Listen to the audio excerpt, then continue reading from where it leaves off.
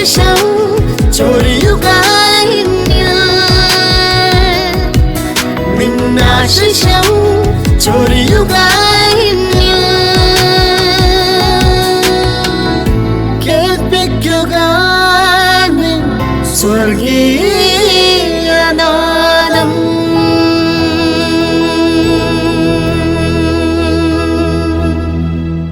സ്വർഗീയനാദം ശ്രവിക്കുന്ന എല്ലാ മാന്യ സ്നേഹിതർക്കും പ്രഭാത വന്ദനങ്ങൾ അറിയിക്കുന്നു.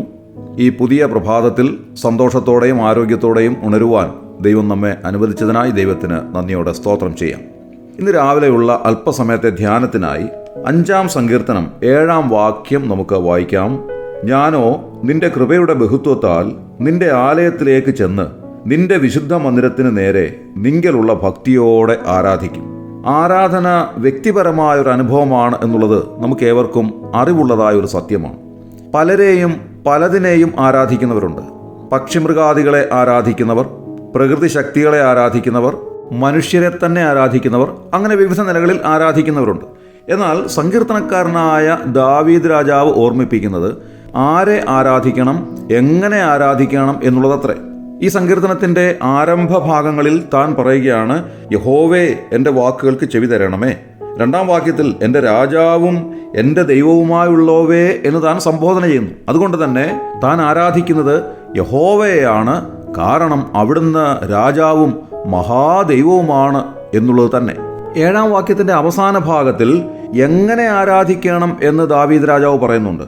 നിങ്ങളുള്ള ഭക്തിയോടെ ആരാധിക്കും എന്നാണ് എഴുതിയിരിക്കുന്നത്.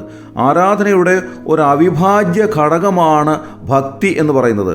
വാസ്തവത്തിൽ എന്താണ് ഭക്തി? എന്തും ചെയ്യുവാൻ അധികാരമുള്ള ഒരു യജമാനന്റെ മുൻപിൽ ഏറ്റവും വലിയ ബഹുമാനവും ഏറ്റവും വലിയ ഭയവും അതേപോലെ തന്നെ ഏറ്റവും വലിയ സ്നേഹവും ഒരുമിച്ച് വ്യാപരിക്കുമ്പോഴുണ്ടാകുന്ന വിധേയത്വത്തെയാണ് ഭക്തി എന്ന് വിശേഷിപ്പിക്കുവാൻ നമുക്ക് സാധിക്കും. അതുകൊണ്ടാണ് മലാഖി പ്രവചനം 1-ാം അധ്യായം 6-ാം വാക്യത്തിൽ ദൈവം ചോദിക്കുന്നതായി പ്രവാചകൻ എഴുതിയിരിക്കുന്നു, ഞാൻ യജമാനനെങ്കിൽ എന്നോടുള്ള ഭക്തി എവിടെ? അതുകൊണ്ട് തന്നെ ദാവീദ് രാജാവിനോട് ചേർന്ന് നമുക്കും പറയുവാൻ സാധിക്കും, ആരാധനയുടെ ഏറ്റവും പ്രധാനപ്പെട്ടതായ ഒരു ഭാഗമാണ് ഭക്തി എന്ന് പറയുന്നത്.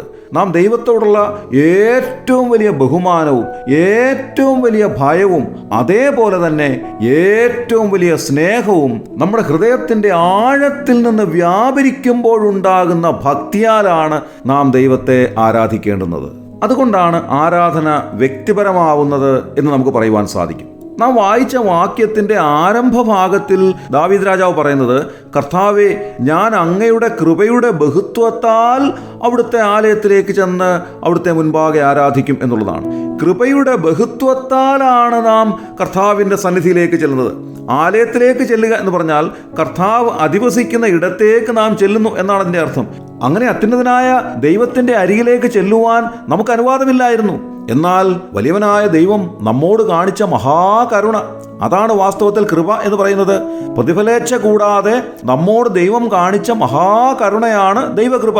ആ ദൈവകൃപ നിമിത്തം കർത്താവായ യേശുക്രിസ്തുവിനെ ഈ താണലോകത്തിലേക്ക് അയച്ച് നമ്മുടെ പാപങ്ങളെല്ലാം പരിഹരിക്കുവാൻ തക്കവണ്ണം അവിടുത്തെ പുത്രനെ കാൽവരി ക്രൂശിൽ ഒരു യാഗമായി അർപ്പിച്ച് അവിടുത്തെ പരിപാവനമായ രക്തം നമ്മുടെ പാപത്തിന് മറുവിലയായി നൽകി നമ്മെ വീണ്ടെടുത്ത ദൈവസ്നേഹം, ആ ദൈവസ്നേഹത്തിലൂടെ വ്യാപരിക്കുന്ന ദൈവകൃപയാലാണ് നമുക്ക് കർത്താവിൻ്റെ അരികിലേക്ക് ചെല്ലുവാൻ ഇടയായിത്തീർന്നത്. അതുകൊണ്ടാണ് എഫെസ്യ ലേഖനം 2-ാം അധ്യായം 8-ാം വാക്യത്തിൽ അപ്പോസ്തലനായ പൗലോസ് രേഖപ്പെടുത്തിയിരിക്കുന്നത്, കൃപയാലല്ലോ നിങ്ങൾ വിശ്വാസം മൂലം രക്ഷിക്കപ്പെട്ടിരിക്കുന്നത്, അതിനും നിങ്ങൾ കാരണമല്ല, ദൈവത്തിൻ്റെ ദാനമത്രയാകുന്നു.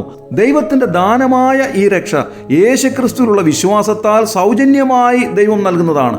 അങ്ങനെ ആകുന്നുവെങ്കിൽ ദൈവത്തിൻ്റെ കൃപയുടെ ബഹുത്വത്താൽ ദൈവസന്നിധിയിലേക്ക് അടുത്ത് ചെന്ന് ഭക്തിയോടെ ദൈവത്തെ ആരാധിക്കുവാൻ നമുക്ക് സാധിക്കും.